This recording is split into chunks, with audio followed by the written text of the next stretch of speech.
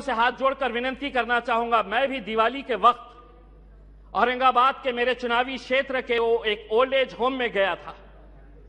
मंत्री जी, हैरानी हुई वहां पर देखकर कि एक रिटायर्ड जज वहां पर उस ओल्ड एज होम में है।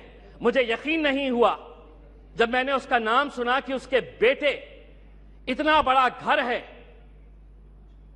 ऐसा नहीं है कि बहुत गरीब है कि आप मां बाप को पाल नहीं सकते हैं, लेकिन एक रिटायर्ड जज भी उस ओल्ड एज होम में जब हमने देखे तो तब समझ में आया कि ये समाज कहां जा रहा है करके। तो ऐसे लोगों के लिए क्या कानून होना चाहिए? फैमिली कोर्ट के जरिए पति पत्नियों का विवाद तो जो है ये जिंदगी भर चलता रहेगा, इन्हें भी इंसाफ मिलना चाहिए, लेकिन वो बूढ़े मां बाप कहां जाएंगे? फैमिली कोर्ट के अंदर कुछ ऐसा सेक्शन लाया जाए कि जो बेटा अपने मां बाप को कूड़ादान समझकर, कचरा समझकर ओल्ड एज होम में डाल रहा है, उसे अखबार के अंदर एक नोटिफिकेशन अपनी तस्वीर के साथ, अपनी फोटोग्राफ के साथ उस अखबार में उसे ये नोटिफिकेशन देना होगा कि मैं अपने मां बाप को ओल्ड एज होम में डाल रहा हूं। ऐसे बच्चों को समाज के सामने हमें खड़ा करने की जरूरत है।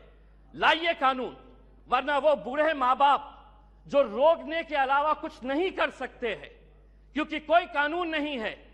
उनका कसूर सिर्फ इतना है कि उन्होंने अपने बच्चों को पाला पोसा बड़ा किया। पूना में किसी ओल्ड एज होम के अंदर जाइए, ज्यादातर वो परिवार के बूढ़े मां बाप मिलेंगे कि जिनके बच्चे इंजीनियर हो गए। इंजीनियर होने के बाद वो यूएस में पैसा कमाने के लिए गए, पैसा कमा रहे हैं, लेकिन मां बाप के लिए एक कमरे का घर नहीं है तो ओल्ड एज होम में लेकर जाकर छोड़े। ये एक संस्कृति हम डेवलप कर रहे हैं। फैमिली कोर्ट्स के जरिए मैं मंत्री जी आपसे ये अनुरोध करना चाहूंगा कि आप कुछ ऐसा कानून इन लोगों के लिए भी लेकर आइए जो बच्चे अपने मां बाप को आज यहां पर ले जाकर छोड़ रहे हैं। मैं मंत्री जी आपसे एक सवाल करना चाहूंगा। अदालतें तो बन जाएगी, फैमिली कोर्ट्स का ये जो आप अमेंडमेंट लेकर आ रहे हैं ये सिर्फ हिमाचल प्रदेश और नागालैंड से ताल्लुक है। बहुत सारे जितने भी सम्मानीय सदस्य हैं उन्होंने यही कहा है कि justice delayed is justice denied.